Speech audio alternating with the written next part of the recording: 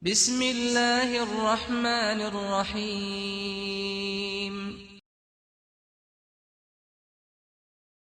الحمد لله رب العالمين إن الحمد لله نحمده ونستعينه ونستغفره ونعوذ بالله تعالى من شرور أنفسنا ومن سيئات أعمالنا من يهده الله فلا مضل له ومن يضلل فلا هادي له أشهد أن لا إله إلا الله وأشهد أن محمدا عبده ورسوله لا نبي ولا رسول بعده اللهم صل على محمد وعلى آل محمد كما صليت على إبراهيم وعلى آل إبراهيم وبارك على محمد وعلى آل محمد كما باركت على إبراهيم وعلى آل إبراهيم في العالمين إنك حميد مجيد Ma'asyiral muslimin rahimani wa rahimakumullah. Syukur kepada Allah Subhanahu wa taala atas segala nikmat dan rahmat.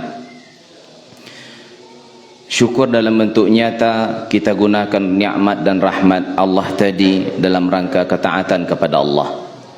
Karena syukur hanya dengan lisan itu belumlah sempurna sampai kita wujudkan dalam bentuk amal perbuatan. Ketika kita mengucapkan syukur dengan lisan namun belum nikmat dan rahmat Allah itu kita gunakan untuk ketaatan kepada Allah, maka syukur kita masih kurang. Oleh karena itu Allah Subhanahu wa taala sangat mengancam bagi orang-orang yang enggan untuk bersyukur kepada Allah, atau dalam kata lain bagi orang-orang yang tidak mau menggunakan nikmat dan rahmat rezeki yang Allah berikan tadi untuk ketaatan kepada Allah. Dengan apa? Inna azabi lasyadid. Allah mengancam dengan azab yang sangat keras. Mari kita memperbanyak pada hari ini, wahai jamaah. Ini termasuk hari yang sangat mulia. Kita berada di bulan Ramadan, dan ini juga hari yang dikatakan oleh Rasulullah sallallahu alaihi wasallam khairul ayyamil usbu', hari yang paling baik dalam satu pekan, yaitu hari Jumat. Banyak kita mengucapkan salawat kepada Rasulullah sallallahu alaihi wasallam. Mudah-mudahan kita berharap dan berdoa kepada Allah kita termasuk golongan orang-orang yang akan meminum dari telaganya Rasulullah dan akan mendapatkan syafaat dari beliau. Amin ya rabbal alamin. Dalam sebuah ayat Allah Subhanahu wa taala berfirman pada surat Fussilat ayat yang ke-30. Yaqulu subhanahu wa ta'ala, A'udzu billahi minasyaitonir rajim. Innal ladzina qalu rabbuna Allah thumma istaqamu tatanazzalu 'alaihimul malaikatu alla takhafu wa la tahzanu wa abshiru bil jannati allati kuntum tu'adun. Shadaqallahul azim. Kita tingkatkan iman dan takwa kita, wahai jemaah. Kita dengarkan apa yang disampaikan oleh Allah Subhanahu wa taala dalam ayat yang baru saja khatib baca ini. Allah berfirman, sesungguhnya orang-orang yang mengatakan Rabbunallahu, Tuhan kami adalah Allah. Artinya orang-orang yang menancapkan rasa iman dan percaya dengan penuh keyakinan di hatinya bahwasanya tiada Tuhan selain Allah, yang mana juga memiliki konsekuensi ketika kita beriman kepada Allah. Artinya kita tunduk dan patuh kepada ketentuan Allah. Artinya kita tunduk dan patuh atas perintah dan anjuran dari Rasulullah sallallahu alaihi wasallam. Kemudian ketika itu sudah dikatakan tsumastaqamu, kemudian dia istiqamah.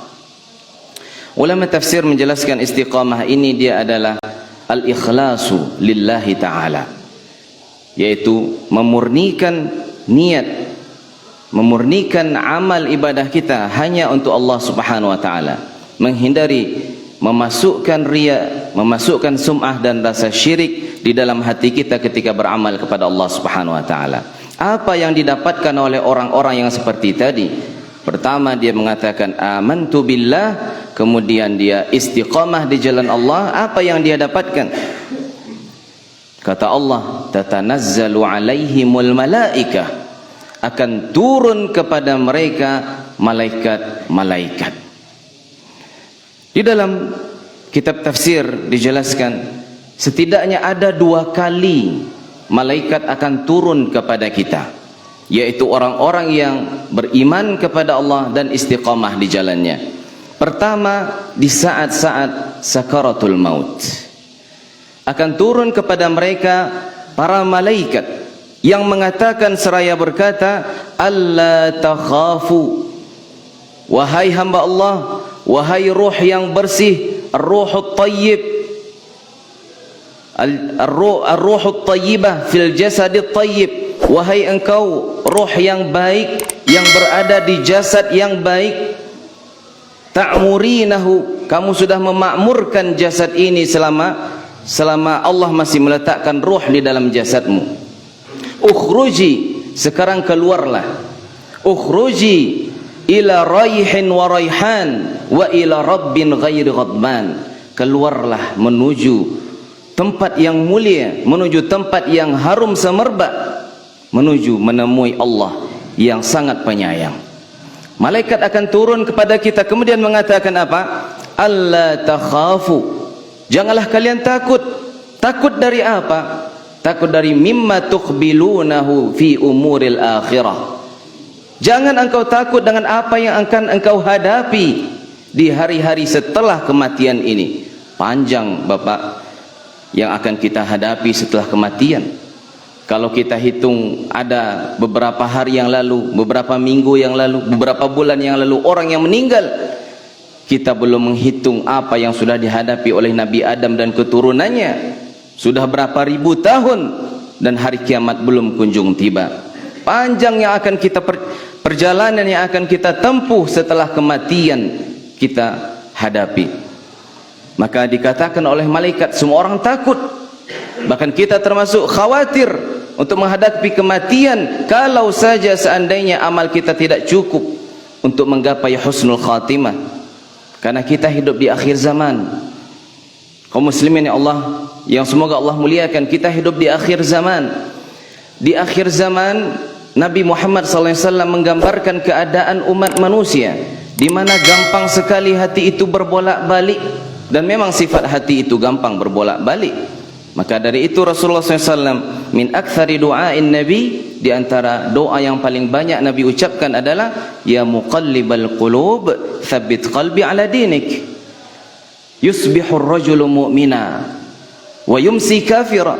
Ada orang yang di pagi beriman, di pagi kuat keyakinannya kepada Allah, wa yumsi kafira, tapi di hari sore, di hari petang sudah luntur, bahkan hilang rasa iman tadi. Atau sebaliknya, yumsi rajulun mu'mina wa yusbihu kafira, pada petang hari, pada malam hari dia beriman, tinggi imannya, khusyuk ibadahnya kepada Allah, tapi ketika sudah datang pagi hari seolah-olah tidak ada yang terjadi tadi malam.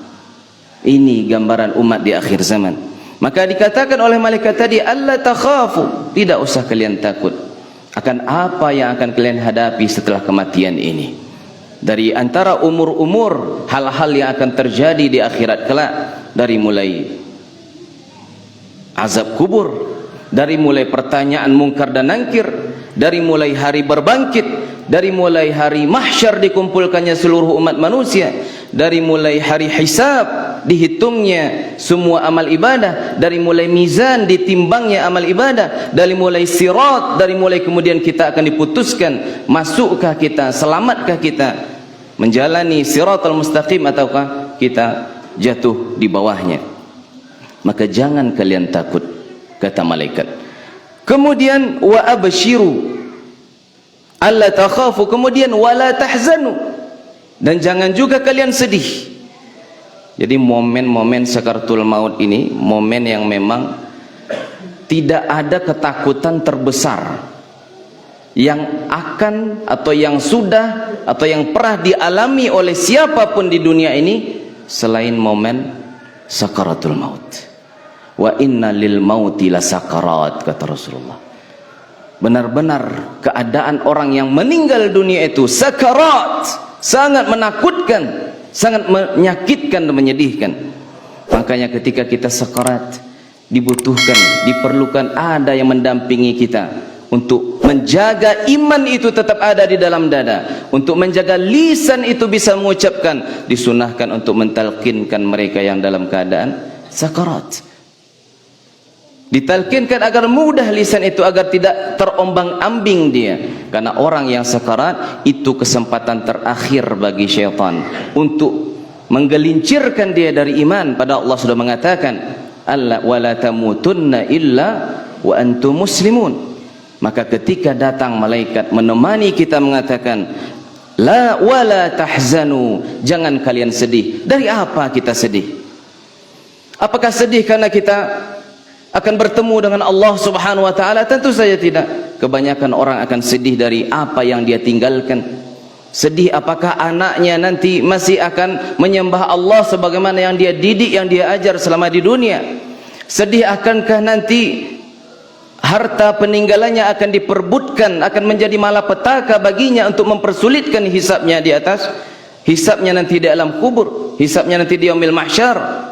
Banyak yang disedihkan oleh orang yang meninggal, namun malaikat mengatakan kepadanya, wala tahzanu, janganlah kalian sedih dari mimma khallaftumu, jangan kalian sedih karena ada kami yang akan menggantikan posisi kalian untuk menjaga apa yang sudah kalian jaga selama di atas dunia ini. Kemudian malaikat mengatakan, wa absyiru, namun berbahagialah, jangan takut, jangan sedih, jangan takut dari apa yang akan kalian hadapi, jangan sedih dari apa yang sudah kalian tinggalkan, namun berbahagialah. Wa absyiru bil jannah allati kuntum tu'adun, berbahagialah karena di hadapan kalian sudah ditunjukkan, disiapkan oleh Allah syurga yang sebagaimana Allah janjikan. Wa innahu la yukhliful mi'ad, karena Allah tidak pernah ingkar janji. Masyarul muslimin rahimani wa rahmakumullah, istiqamah ini ringan di lisan untuk mengatakannya, sebagaimana sabar. Sabar ringan di lisan, namun ketika sabar itu diucapkan oleh orang lain kepada kita yang sedang dalam keadaan sukar, sedang dalam keadaan tertimpa musibah yang sangat berat, terasa betul beratnya sabar itu. Begitu juga dan halnya istiqamah. Istiqamah mudah untuk diucapkan, namun untuk menjalankan istiqamah ini butuh keseriusan, butuh perhatian yang besar untuk kita melakukannya. Secara simpelnya istiqamah ini adalah lurus, tidak bengkok. Lurus kita. Setiap hari, setiap saat kita meminta kepada Allah, ya Allah tunjukkanlah aku jalan yang lurus. Akankah kita setelah Allah menunjukkan kita jalan yang lurus, kemudian kita dengan begitu gampangnya menghindar, menyeleweng ke jalan yang bengkok? Tentu saja tidak. Maka kaum muslimin rahimani wa rahimakumullah, apalagi kita sedang berada di bulan Ramadan ini, maka mari kita berlomba-lomba untuk menuju ke jalan istiqamah. Kita mulai tanam, setidaknya ada satu saham dari setiap amalan-amalan yang disyariatkan oleh Allah, amalan-amalan yang diajarkan oleh Rasulullah. Kita tanam satu saham kita di sana. Di sedekah ada saham kita di sedekah, di solat malam ada saham kita di solat malam, memperhatikan fakir miskin, anak yatim, ada saham kita di sana. Solat duha, solat witir, puasa, nanti selesai Ramadan kita tetap melaksanakan puasa sunnah, ada saham kita di sana. Fa inna khairal a'mali ahabbul a'mali ila Allah ta'ala adwamuha wa in qalla. Karena amal yang dicintai oleh Allah Subhanahu wa taala, amal yang kita lakukan continue, taruh manaruh, meskipun tidak banyak. Kita kerja, kita harapkan semua amal ada, kita punya saham, tapi kita pertahankan. Ada amal-amal yang senantiasa kita kerjakan. Jangan sekali-kali kita meremehkan tersenyum di hadapan orang lain. Barangkali tersenyum itu tadi, itu yang memasukkan kita ke dalam syurganya Allah, karena Allah melihat kita akhlasu lillah, karena kita ikhlas kepada Allah. La tuhmilanna minal a'mali syai'an, jangan sekali-kali kita menganggap remeh meskipun amal itu seolah-olah kelihatannya hanya hal perkara kecil. Kaum muslimin rahimani wa rahmakumullah, untuk menutup khutbah ini ada sebuah kisah pernah diceritakan oleh Imam Ahmad bin Hanbal. Suatu saat Imam Ahmad bin Hanbal terbangun dari tidurnya, kemudian entah kenapa dia ingin keluar dari rumahnya ketika itu. Kemudian dia terus keluar berjalan dan akhirnya sampai juga rasa letih dan kantuknya, istirahat dia di teras sebuah masjid. Kemudian apa yang dia dapati, ternyata ada pengurus masjid di negeri itu dan kemudian mengatakan pada Imam Ahmad, kamu tidak boleh istirahat di sini. Imam Ahmad meminta, saya hanya ingin beristirahat sebentar saja, kemudian saya akan melanjutkan perjalanan karena sesungguhnya saya adalah musafir. Mereka tidak tahu, dia tidak tahu kalau itu adalah seorang imam besar, seorang pakar hadis, seorang pakar fikih Imam Ahmad bin Hanbal. Namun dia tetap mengatakan kamu tidak boleh istirahat di sini. Dan itu memaksa Imam Ahmad meneruskan perjalanannya. Akhirnya sampailah dia melihat sebuah rumah yang lampunya masih hidup, seakan-akan menyatakan rumah itulah tempat yang cocok untuk dia beristirahat malam itu. Masuklah dia ke rumah itu dan dia dapati siapa? Hanya tukang pembuat roti. Dia berkata, wahai akhi, wahai saudaraku tukang pembuat roti, berkenankah engkau kalau aku istirahat di rumahmu? Silahkan masuk. Kemudian disediakan tempat yang cukup layak bagi tamunya dan dia kembali melanjutkan pekerjaan sehari-harinya, membuat roti untuk dijual esok hari. Namun ada hal yang menarik. Amalnya tidak banyak tukang buat roti ini, tapi satu yang dia amalkan dan tidak pernah berhenti. Setiap membuat roti dia mengatakan astaghfirullahalazim wa atubu ilaih, astaghfirullahalazim wa atubu ilaih, astaghfirullahalazim wa atubu ilaih. Akhirnya terbangun lagi Imam Ahmad bin Hanbal. Ya rajul, ya akhi, apakah yang sudah engkau panen dari kata istighfarmu setiap saat itu?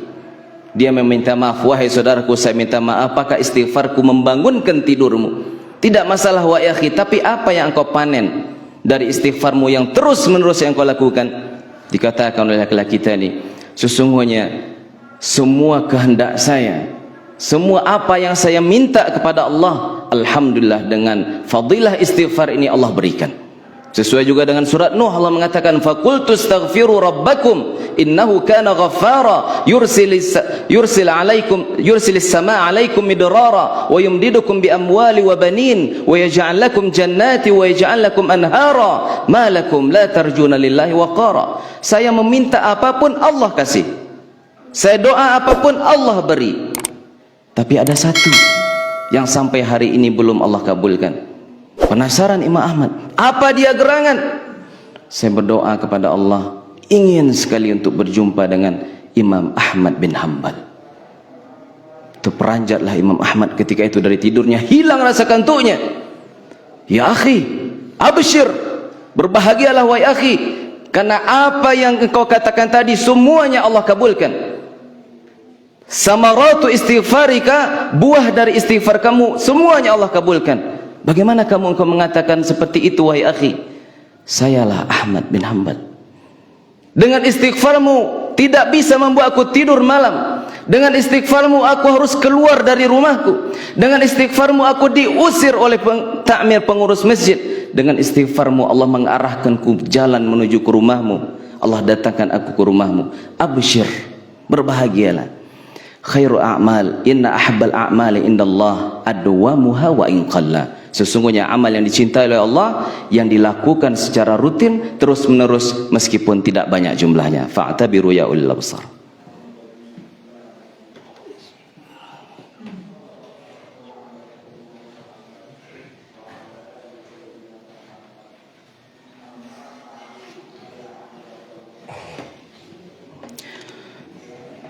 Alhamdulillahirabbil alamin, nahmaduhu wa nasta'inuhu wa nastaghfiruh ونستهديه ونعوذ بالله تعالى من شرور أنفسنا وسيئات أعمالنا من يهده الله فلا مضل له ومن يضلل فلا هادي له يا أيها الذين آمنوا اتقوا الله حق تقاته ولا تموتن إلا وأنتم مسلمون صدق الله العظيم. Kaum muslimin yang semoga Allah muliakan, Ramadan kali ini seyogyanya kita niatkan di hati kita menjadi Ramadan yang paling terbaik sepanjang hidup kita.